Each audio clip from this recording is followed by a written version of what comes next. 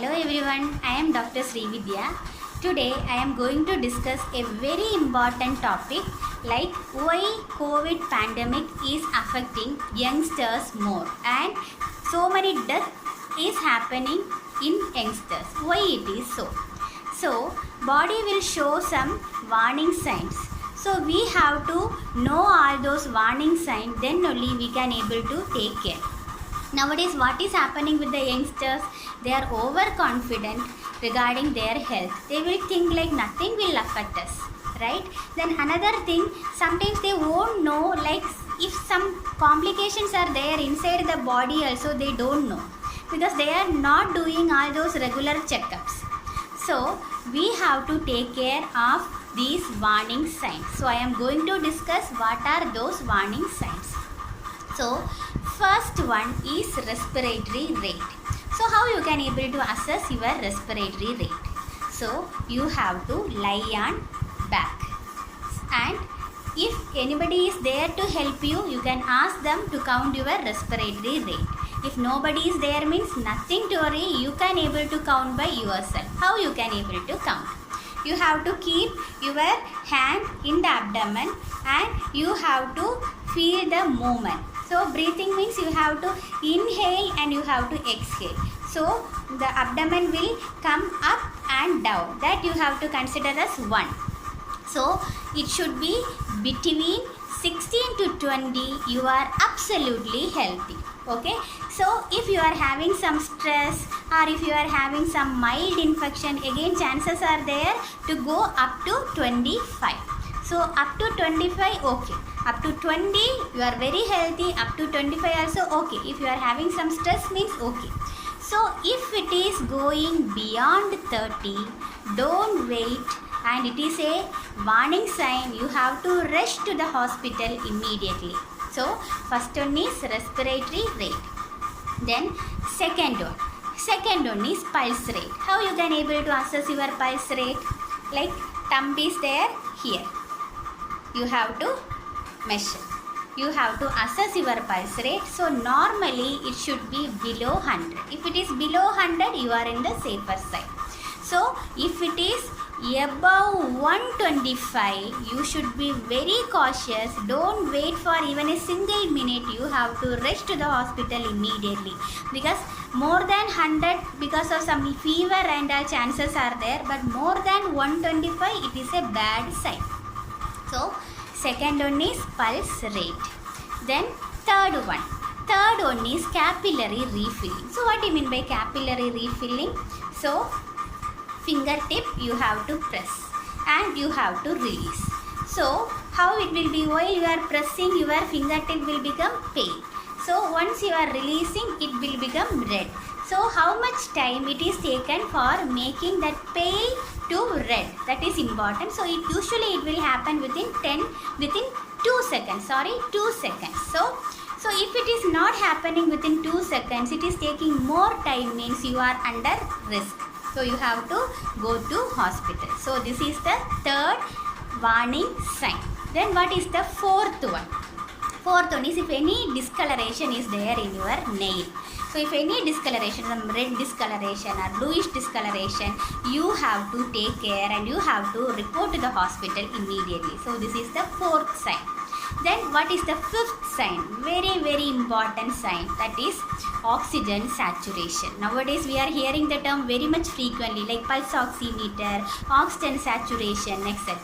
So for that you have to buy a pulse oximeter. So at least one pulse oximeter in a family is required nowadays. So how you can able to check? So here you can able to insert your finger. So usually you have to see in your dominant hand. If usually 80% will be right handed, and rest if you are left handed, you have to check in left hand. So if you are checking other ways also, it is not a big difference, won't be there, but it is usually set to see in dominant hand. That too either in the middle finger or in the index finger you have to check. Okay. So if a family members are sharing a pulse oximeter, how you have to do? You have to sanitize your hand and you have to use.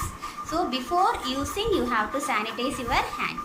So you have to keep your finger and you have to on the switch and you have to wait for 30 seconds. In that 30 second highest value you have to take. Okay, so highest value if it is up to 94 you are in the safer side.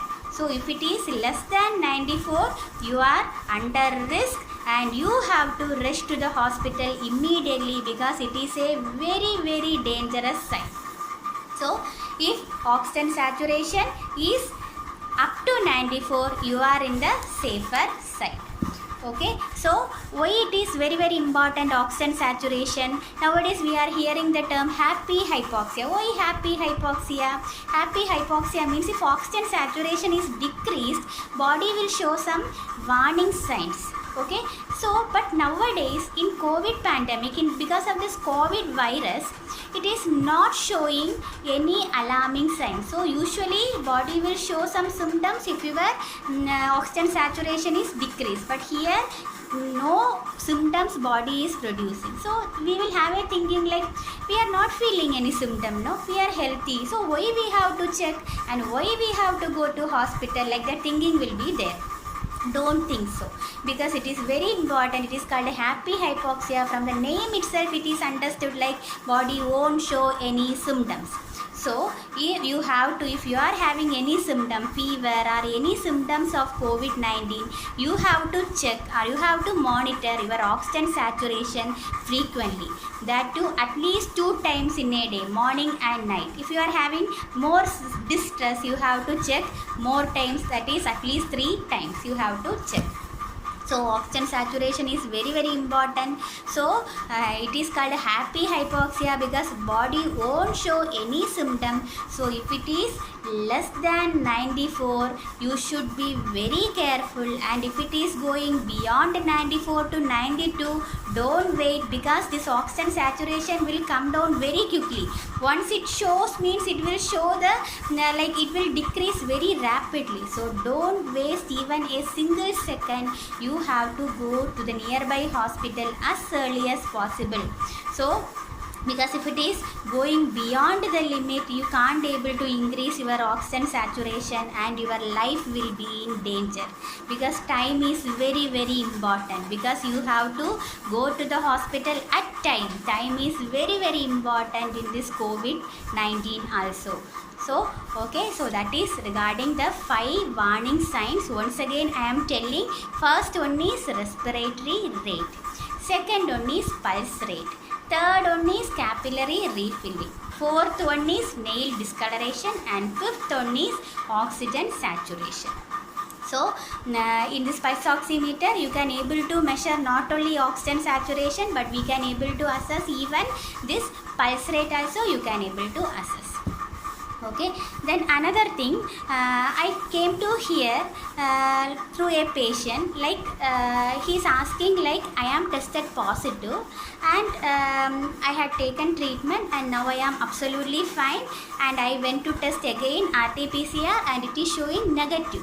So can I able to go to my work? Can I able to do my regular works? So what is happening now? So if you are tested positive, according to WHO, you have to take care for 28 days. You have to eat well, mentally strong, and you have to monitor your warning signs, and very much important is you have to check your oxygen saturation. So once you tested negative, didn't mean like you are absolutely healthy, because how you are checking the RT-PCR, you are taking the nasal swab, right? So nasal swab sometimes it will show a false negative result, and another thing, sometimes it will be like nasal region no virus is there means it will show a negative result. So it doesn't mean like you are free from the COVID virus.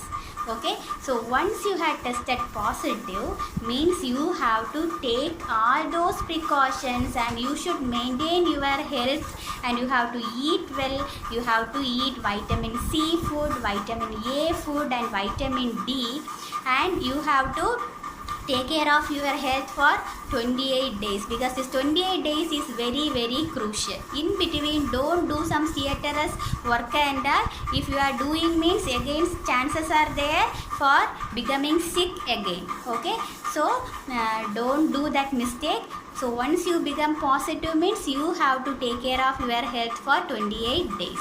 So that is 28 days is very very important. Okay, so another thing, quit smoking, alcohol, processed food and sugar.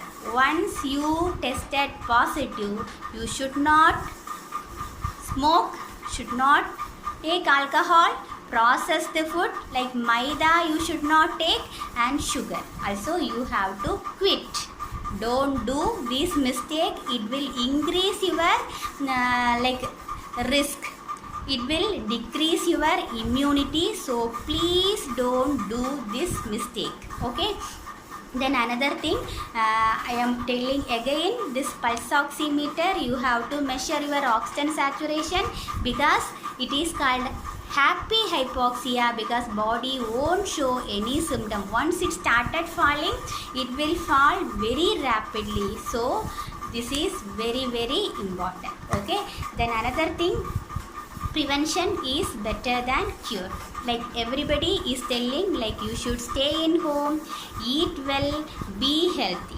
If you are having a roof above your head, and if you can able to taste properly, if you can able to breathe properly without any support, you can able to smell, if you can able to taste, then you are the healthiest person and happiest person in the world.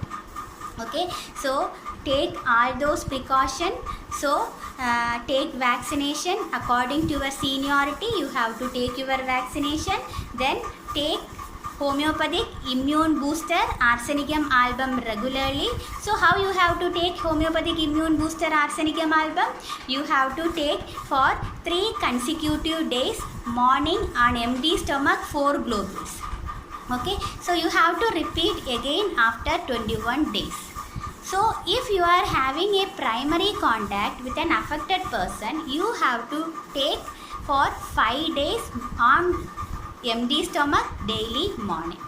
So be safe, be healthy and stay home. Okay, so thank you.